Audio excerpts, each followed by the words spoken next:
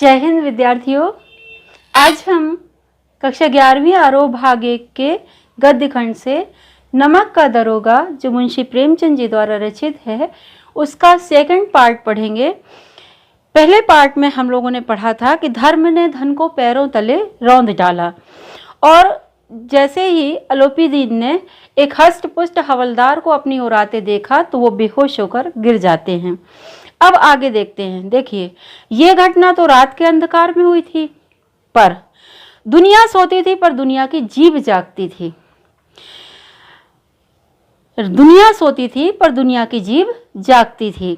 ये घटना रात के अंधकार में हुई, किसी ने नहीं देखा, सिर्फ वहां पर उपस्थित लोग ही थे। पर कहते हैं निंदनीय बातें बहुत ही शीघ्र और बहुत तेजी से एक से दूसरे, दूसरे से तीसरे तक पहुंच जाती हैं। जब अलोपीदीन गिरफ्तार हुए तो रात का समय था, सब लोग सो रहे थे, लेकिन उनकी गिरफ्तारी की खबर बड़ी तेजी से पूरे शहर में फैल गई।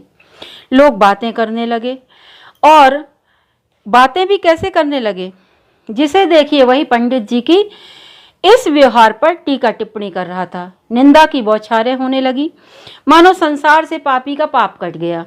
मतलब ऐसा होता है जब कोई गुनहगार पकड़ा जाता है तो बड़े से बड़े अपराधी लोग भी उसकी निंदा करने लगते हैं, उसकी चर्चा करने लगते हैं। अब यहाँ पर देखिए प्रेमचंद जी ने कैसे व्यंग किया है, बहुत तीखा व्यंग किया है, बहुत करारा व्यंग किया है कि पानी को दूध के नाम से बेचने वाला ग्वाला, वो ग्वाला जो दूध में आधा पानी मिलाकर बेचता है, वो भी पंडित अलोपीदीन की निंदा कर रहा है।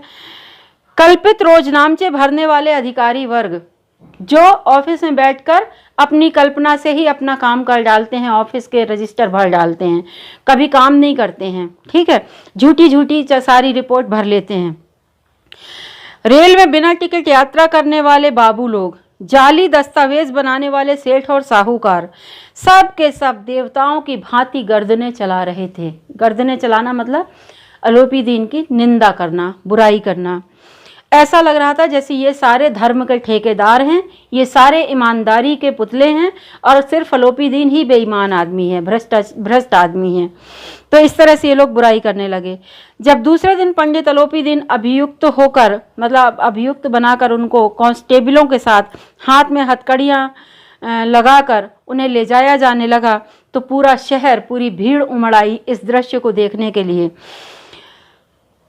हृदय में ग्लानि और क्षोभ भरे, लज्जा से गर्दन झुकाए जब अलोपीदीन अदालत की ओर चले तो सारे शहर में हलचल मच गई। मतलब मेला लग गया। पूरे सब लोग इस दृश्य को देखने के लिए आतुर हो उठे और छत और दीवारों में चढ़कर लोग इस दृश्य को देखने लगे। किंतु क्या था, अदालत में पहुंचने की देर थी। पंडित अलोपीदीन तो इस अगाध वन के सिंह थे। न्याय और नीति तो उनके हाथों के खिलौने थे। अधिकारी वर्ग उनके भक्त थे, अमले उनके सेवक थे, वकील मुख्तार साहब आज्ञापालक अर्दली थे और चपरासी और चौकीदार तो बिना माल के गुलाम थे। वकीलों की एक फौज पूरी तैयार हो गई उनको बचाने के लिए। चारों तरफ भीड़ लग गई। लोग विस्मित हो रहे थे, इसलिए नहीं विस्मित हो रहे थे कि पंडित अलोपीदीन ने ऐसा काम क्यों किया। काम तो ऐसे ही वो करते आ रहे हैं क्योंकि भ्रष्ट आदमी है, बेईमान आदमी है। लेकिन लोग इसलिए आश्चर्यचकित थे कि आखिर ये कानून के शिकंजे में फंसे कैसे। कौन ऐसा दरोगा है, कौन ऐसा इंस्पेक्टर है जिसने इन्हें हथकड़ी पहना दी। ये इसलिए लोग आश्चर्यचकित थे। प्रत्येक मनुष्य उनसे सहानुभूति प्रकट कर रहा था। बड़ी तन्मयता से इस आक्रमण को रोकने के लिए वकीलों की एक फौज तैयार कर दी गई। न्याय के मैदान में धर्म और धन में युद्ध छिड़ गया। न्याय के मैदान में धर्म और धन में युद्ध छिड़ गया। इस संसार में धर्म और अधर्म के बीच हमेशा से ही युद्ध रहा है, हमेशा से ही संग्राम होता आया है। इस कहानी में भी अदालत में, मतलब न्याय के परिसर में, वंशीधर की धर्म शक्ति और अलोपीदीन की धन शक्ति, दोनों में संग्राम छिड़ गया। एक तरफ वंशीधर जो सत्य के मार्ग पर डटे हुए थे, तो दूसरी तरफ अलोपीदीन जो रिश्वत और धन के बल पर सब कुछ खरीद लेने की ताकत रखते थे। वकीलों जज, यहाँ तक कि न्याय के जो पुजारी, जो न्यायाधीश थे, उन्हें तक खरीदने की ताकत अलोपीदीन रखते थे। तो न्याय और न्याय के मैदान में धर्म और धन में युद्ध छिड़ गया। वंशीधर चुपचाप खड़े रहे क्योंकि उनके पास सत्य की ताकत के अलावा और कोई बल नहीं था, और जो गवाह थे वो भी थोड़ा सा डावाडोल दिख रहे थे रिश्वत की लालच में। तो वंशीधर समझ चुके थे कि यहाँ पर क्या होने वाला है, और उन्हें न्याय अपनी ओर से थोड़ा खिंचा खिंचा सा महसूस हुआ। वो समझ चुके थे कि अंदर क्या चल रहा है। कर्मचारियों पर पक्षपात का नशा छाया हुआ था। पक्षपात और न्याय का तो कोई मोल हो ही नहीं सकता, क्योंकि जहाँ पर पक्षपात है वहाँ न्याय की उम्मीद ही नहीं की जा सकती है। मुकदमा शीघ्र ही समाप्त हो गया। डिप्टी मजिस्ट्रेट ने अपनी तजवीज़ में यानी फैसले में लिखा कि पंडित अलोपीदीन के विरुद्ध जो दिए गए प्रमाण हैं वो निर्मूल हैं, भ्रामात्मक हैं, और एक बहुत बड़े आदमी हैं वो, और ये बात कल्पना के बाहर है कि उन्होंने थोड़े से लोभ के लिए ऐसा दुस्साहस किया होगा। ये फिर उन्होंने ये भी लिखा कि यद्यपि नमक के दरोगा मुंशी वंशीधर का भी ज़्यादा दोष नहीं है, लेकिन बड़े खेद की बात है कि उनकी उद्दंडता और विचारहीनता के कारण एक भले मानुष को इतना कष्ट उठाना पड़ा। और उन्हें अलर्ट भी किया गया, उन्हें मतलब चेतावनी दी गई कि आगे से वो अपने इस काम में सचेत रहें। और ये भी कहा कि नमक के मुकदमे से बढ़ी हुई नमक हलाली ने उनके विवेक और बुद्धि को शायद भ्रष्ट कर दिया है, इसलिए उन्होंने पंडित अलोपीदीन को गिरफ्तार किया है और उन्हें आगे से होशियार रहना चाहिए। ये अदालत का फैसला आया। वकीलों ने फैसला सुना, उछल पड़े। पंडित अलोपीदीन मुस्कुराते हुए बाहर निकले। उनके बंधु बांधव और बढ़िया फूल माला लेकर उनका स्वागत करते हैं। एक अपराधी जब न्यायालय से बाइज्जत बरी होकर जब बाहर निकलता है तो उसके जो जितने करप्ट और भ्रष्ट जो उसके साथी होते हैं उनमें किस तरह से खुशी का माहौल होता है, जश्न का माहौल होता है, बस वही माहौल न्यायालय के बाहर बन गया। और वंशीधर पर व्यंग बाणों की वर्षा होने लगी कि बड़ा चला था, ईमानदारी का भूत सवार था, देखा कुछ नहीं हुआ, ये वगैरह वगैरह। पर एक एक कटु वाक्य जो वंशीधर पर जो व्यंग किए जा रहे थे, वंशीधर की गर्वाग्नि को और अधिक प्रज्वलित कर रहे थे, क्योंकि वंशीधर को इस बात का गर्व था कि भले न्याय और नीति बिक गए हों, लेकिन मैं ईमानदार हूँ, मैं नहीं बिका। मैंने अपना कर्तव्य का पालन पूरी निष्ठा से किया और आगे चाहे जो हुआ हो उससे मुझे मतलब नहीं है। कदाचित इस मुकदमे में सफल होकर भी उन्हें इतना गर्व ना हुआ होता जितना गर्व उन्हें इस समय हो रहा था, क्योंकि आज उन्हें संसार का एक बहुत ही विचित्र अनुभव प्राप्त हुआ कि न्याय और विद्वता, लंबी चौड़ी उपाधियाँ, बड़ी बड़ी दाढ़ियाँ, ढीले चोंगे, ये सब एक भी सच्चे आदर के पात्र नहीं हैं। आज वो समझ चुके थे कि ये जितने पढ़े लिखे बहुत उच्च शिक्षित लोग हैं, बड़ी बड़ी उपाधियां जिनके पास हैं, ये जो जज हैं जो ढीले ढीले चोंगे पहनकर जज की सीट पर बैठे हुए हैं, वकील हैं, बड़े बड़े अनुभवी, ये सब यहाँ पर उपस्थित एक भी व्यक्ति ऐसा नहीं जो सच्ची श्रद्धा का और सच्चे आदर का पात्र हो। खैर कोई बात नहीं, वंशीधर ने अब चूंकि धन से बैर मोल ले लिया था तो स्वाभाविक था उसका मूल्य तो उन्हें चुकाना ही पड़ेगा, वो समझ चुके थे। एक सप्ताह ही कठिनता से बीता होगा कि उनकी मुअत्तली का, उनको डिसमिस कर दिया गया नौकरी से और लेटर आ गया। कर्तव्य परायणता को दंड मिला। किसको दंड मिला? वंशीधर की ईमानदारी और कर्तव्य निष्ठा को दंड मिला। उनका दोष क्या था? कि वो कर्तव्यनिष्ठ थे, ईमानदार व्यक्ति थे, धर्मनिष्ठ व्यक्ति थे, पर उन्हें दंड मिला और वो बेचारे टूटे हुए हृदय से बड़े शोक के साथ, खेद के साथ, व्यथित होकर अपने घर की ओर चल पड़े। बूढ़े मुंशीधर तो जैसे ही ये खबर सुनी थी कि अलोपीदीन को गिरफ्तार किया तो वो तो तब से कुड़कुड़ा रहे थे, और जब ये घर पहुंचे तो वो बहुत बड़बड़ाए। चलते चलते इस लड़के को इतना समझाया था लेकिन इसने एक भी नहीं सुनी, अपनी मनमानी कर लिया इसने, और हम तो बुढ़ापे में भगत बनकर बैठे और ये वही बस सूखी तनख्वाह। हमने भी नौकरी की थी पर हमने तो बहुत कमाया और दिल खोल कर काम किया, और ईमानदारी ये है कि ईमानदार बनने चले हैं वगैरह वगैरह। घर में चाहे अंधेरा हो लेकिन मस्जिद में दिया अवश्य जलाएंगे। इस तरह के ताने उनको घर में भी जाकर सुनने को मिले। खेद है ऐसी समझ पर। मतलब वो ये कह रहे हैं बंशीधर के पिता कि ऐसे पढ़े लिखे लड़के की समझ पर मुझे बहुत अफसोस है। पढ़ना लिखना सब अकारथ गया। मतलब वो चूंकि बेईमान नहीं है, भ्रष्ट नहीं है, इसलिए उनको बड़ा अफसोस हो रहा है इस बात पर कि ये ऊपरी कमाई एक तो किया नहीं, और जब ऊपरी कमाई का मौका आया तो इसने ईमानदारी और उसका भूत सवार हो गया, कर्तव्य निष्ठा का भूत सवार हो गया इसके सिर पे। इस तरह से वो खूब बड़बड़ाए, उन्होंने सिर पीट लिया और बोले कि जी चाहता है मैं तुम्हारा सर फोड़ दूं। और बहुत देर तक पछता कर हाथ मलते रहे, बहुत कठोर बातें कहीं, और बंशीधर वहां से अगर टल न जाते तो शायद वो उन्हें मार भी देते। वृद्धा माता को भी बड़ा दुख हुआ। पत्नी ने भी सीधे मुंह बात नहीं की, क्योंकि सबके जो सपने थे वो टूट गए। चारों धाम की यात्रा करने के जो स्वप्न थे वो टूट गए वृद्ध बुजुर्ग माता के और पिता के, और सबकी कामनाएं मिट्टी में मिल गईं। तो कई दिनों तक सीधे मुंह किसी ने उनसे घर पर बात ही नहीं की। इस प्रकार एक सप्ताह और बीत गया। शाम का समय था। अब देखिए क्या होता है अंत में, कि मुंशी बंशीधर बैठे हुए थे, राम नाम की माला जप रहे थे। उसी समय द्वार पर एक सजा हुआ रथ आकर खड़ा हुआ। बढ़िया दो बहुत शानदार उसमें पछहिए बैल जुते हुए थे उस रथ पर, और बढ़िया मस्त हरे गुलाबी पर्दे लगे हुए थे। बहुत खूबसूरत रथ आकर रुका और कई नौकर लाठियां लेकर नीचे उतरे। मुंशी बंशीधर उनकी अगवानी करने दौड़े। उन्हें लगा कि कोई बहुत बड़ा आदमी उनके दरवाजे पर आया है। तो मुंशी बंशीधर के पिता उनके स्वागत के लिए, अगवानी करने के लिए दौड़े, और देखा कि ये तो पंडित अलोपी दीन है। झुककर उन्होंने दंडवत किया, लल्लो चप्पो की बातें करने लगे। हमारा तो भाग्योदय हो गया कि आपके चरण हमारे घर पर पड़े, आप हमारे पूज्य देवता हैं, हम आपको कौन सा मुंह दिखावें, मुंह में तो हमारे कालिख लगी हुई है। ये कौन बोल रहा है? मुंशी बंशीधर के पिता बोल रहे हैं कि हमारे मुंह में तो कालिख लग गई है, क्या करें, ये लड़का है, अभागा है, कपूत है, और नहीं तो आपसे क्यों मुंह छुपाना पड़ता। ईश्वर ने संतान रखे पर ऐसी संतान न दे। इतने कठोर वचन बंशीधर के पिता ने उनको कहे।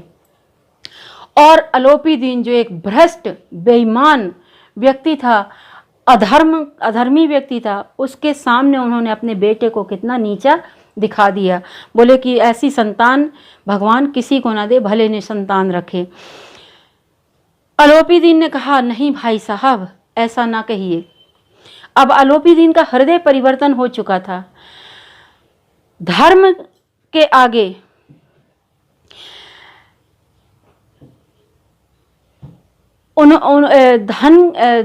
जो धर्म के आगे वो झुक चुके थे। वंशीधर की कर्तव्यनिष्ठा, ईमानदारी और सत्य और धर्म के आगे उनकी गर्दन झुक चुकी थी। वो समझ चुके थे कि ये व्यक्ति जो है वो मर जाएगा लेकिन कभी अधर्म नहीं करेगा, धर्म के रास्ते से नहीं हटेगा। तो उन्होंने कहा, नहीं ऐसा ना कहिए, ऐसी संतान को मैं क्या कहूँ। वंशीधर के पिता कहते हैं। तो अलोपी दीन ने कहा, ऐसी संतान को आप कुल तिलक कहिए। पुरखों की कीर्ति उज्जवल करने वाले इस संसार में ऐसे धर्म परायण मनुष्य बहुत कम मिलते हैं जो धर्म पर अपना सर्वस्व अर्पण करने को तैयार हों। पंडित अलोपी दीन ने वंशीधर से कहा, दरोगा जी, इसे खुशामद ना समझिए। मैं आपके पास आया हूं, इसे आप खुशामद ना समझिए। उस रात आपने अपने पद के बल पर मुझे हिरासत में लिया था, आज मैं खुद आपकी हिरासत में आया हूँ अपनी इच्छा से। मैंने हजारों रईस देखे, बड़े बड़े अधिकारियों को देखा, बड़े बड़े उच्च पदाधिकारियों को देखा, सबसे मेरा काम पड़ा, सबको मैंने परास्त किया, अपने धन के बल पर सबको खरीदा, सबको अपना धन का गुलाम बनाकर छोड़ा, लेकिन आपको नहीं बना पाया। आप आज्ञा करिए, मैं आपसे कुछ विनती करना चाहता हूँ। वंशीधर ने अलोपी दीन को आते देखा तो उठकर उन्होंने बड़े होने के नाते सत्कार तो किया, लेकिन स्वाभिमान के साथ किया। अपने पिता की तरह उनके चरणों में नहीं गिरे। समझ गए कि ये महाशय मुझे लज्जित करने आए हैं और जलाने आए हैं। क्षमा प्रार्थना की भी कोई चेष्टा नहीं की, वरना उन्हें अपने पिता की ये ठकुर सुहाती भी नहीं सुहाई। लेकिन पंडित जी की बातें सुनी तो मन का मैल थोड़ा सा हट गया। उन्हें लगा कि पंडित अलोपी दीन का हृदय परिवर्तन हो चुका है। उनकी बातें सुनकर उन्हें यह एहसास हुआ, इसलिए उन्होंने देखा कि पंडित अलोपीदीन पर सद्भाव झलक रहा है। गर्व से ने अब लज्जा के सामने सिर झुका लिया। शर्माते हुए बोले, ये आपकी उदारता है, कहिए क्या आज्ञा है। उस समय तो अपने धर्म की बेड़ी में मैं जकड़ा हुआ था, अपनी वर्दी में था, कर्तव्य के बेड़ियों में जकड़ा हुआ था, लेकिन आज मैं ना वर्दी में हूँ ना ड्यूटी पर हूँ, मैं आपका दास हूँ, कहिए क्या आज्ञा है। जो आज्ञा देंगे सिर माथे पर। अलोपीदीन ने बड़े विनम्र भाव से कहा कि नदी तट पर आपने मेरी प्रार्थना स्वीकार नहीं की थी, लेकिन आज जो मैं प्रार्थना लेकर आया हूँ उसे आपको स्वीकार करना पड़ेगा। वंशीधर बोले, मैं भला किस योग्य हूँ, मैं आपके क्या काम आ सकता हूँ, बताइए। अलोपीदीन ने एक स्टाम्प लगा पेपर उनके सामने रखा और बोले, इस पद को स्वीकार कीजिए, इस पर अपने हस्ताक्षर कीजिए। मैं ब्राह्मण हूँ, जब तक आप हस्ताक्षर नहीं करेंगे मैं आपके दरवाजे से नहीं हटूंगा।